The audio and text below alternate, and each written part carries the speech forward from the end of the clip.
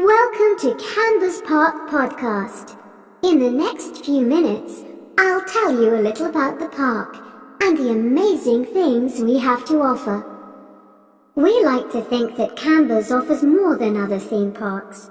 Like them, we have a variety of exciting rides for people of all ages, but Canvas also places strong emphasis on the educational experience for its visitors. Not boring facts, but lots of interactive exhibits.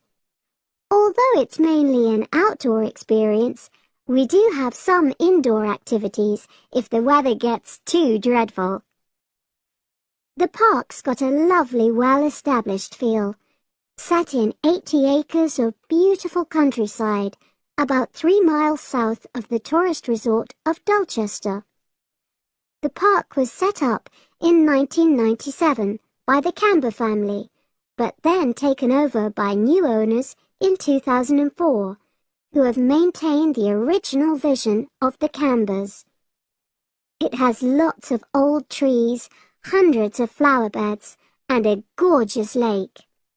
Cambers has over 45 different rides, exhibits, and arcades. All but one of these is free once you've paid your entrance fee. We charge a small fee for our newest ride to reduce the length of the queues. You don't pay anything for parking.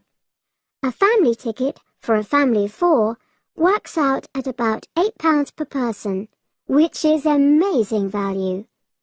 Full details of current prices are shown on our website, along with full details of rides, etc., and directions for getting to us. We also have a number of special offers.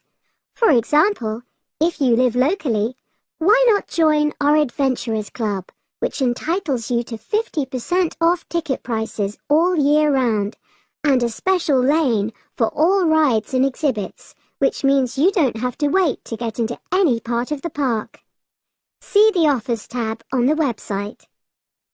We've recently added a number of new exhibits to the park, and we're particularly proud of our Future Farm Zone, which houses over 20 different species of animals, from chipmunks to dairy cows. The emphasis is on getting near to the animals. All of them can be petted, and you can buy food for feeding the animals. Many of our younger visitors say that this is the high point of their visit. And speaking of food, don't let the animals have all the fun. We have a total of 7 different catering outlets on the site. We're open 10 to 5:30 all year round, and cold drinks and snacks can be bought at any time during opening hours. And hot food is available most of the day in the Hungry Horse Cafe from 11 until 5, just half an hour before closing time. Now we want all our visitors to have an exciting time when they come to the park.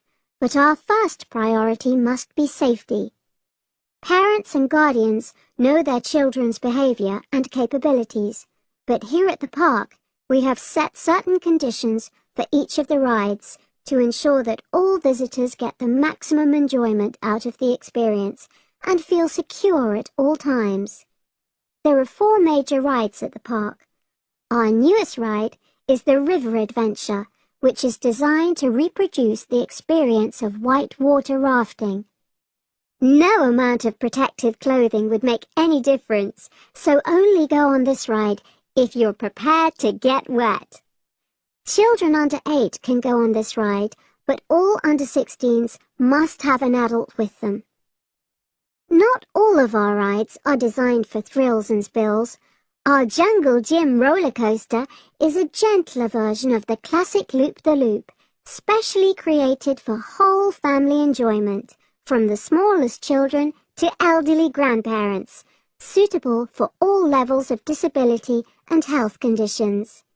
Carriages have comfortable seating for up to 8 people with safety belts for each passenger, which must be worn at all times. Sit back and enjoy the scenery. One of the best established and most popular of Camber's rides is the massive swoop slide, whiz down the polished vertical slide 9 meters in height and scream to your heart's content. There are no age or height restrictions. Be careful though, you must have on long trousers so you won't get any speed burns. And then there's the famous Zip Go-Kart Stadium with 16 karts, 8 for single drivers and 8 for kids preferring to ride along with mum, dad or carer. Take part in high-speed races in our specially designed Formula One style karts, but no bumping other karts, please. All riders must be above 1.2 meters because they have to be able to reach the pedals, even in the shared karts. Full details of all safety features are available on our website at www.camberspark.com. So come and make a day of it at Canberra's theme park. In my talk today, I'll be exploring the idea of artificial gills. I'll start by introducing the concept, giving some background and so forth, and then I'll go on to explain the technological applications, including a short, very simple experiment I conducted. Starting with the background. As everyone knows, all living creatures need oxygen to live. Mammals take in oxygen from the atmosphere by using their lungs, and fishes take oxygen from water by means of their gills, which of course in most fishes are located either side of their head. But human beings have always dreamt of being able to swim underwater like the fishes, breathing without the help of oxygen tanks. I don't know whether any of you have done any scuba diving, but it's a real pain having to use all that equipment. You need special training, and it's generally agreed that tanks are too heavy and big to enable most people to move and work comfortably underwater. So scientists are trying a different tack. Rather than humans carrying an oxygen supply as they go underwater, wouldn't it be possible to extract oxygen in situ, that is, directly from the water while swimming? In the 1960s, the famous underwater explorer Jacques Cousteau, for example, predicted that one day surgery could be used to equip humans with gills. He believed our lungs could be bypassed and we would learn to live underwater just as naturally as we live on land. But of course, most of us would prefer not to go to such extremes.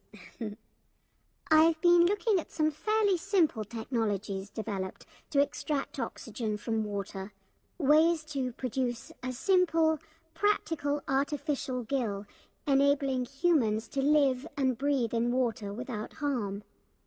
Now, how scientists and inventors went about this was to look at the way different animals handled this.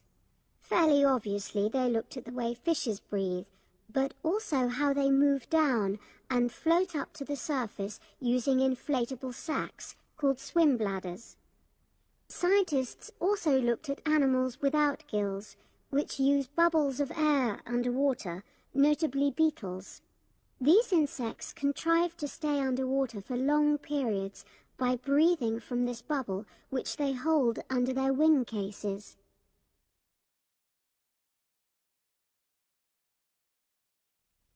By looking at these animal adaptations, inventors began to come up with their own artificial gills. Now, making a crude gill is actually rather easy, more straightforward. You take a watertight box, which is made of a material which is permeable to gas, that is, it allows it to pass through inwards and outwards. You then fill this with air, fix it to the diver's face, and go down underwater.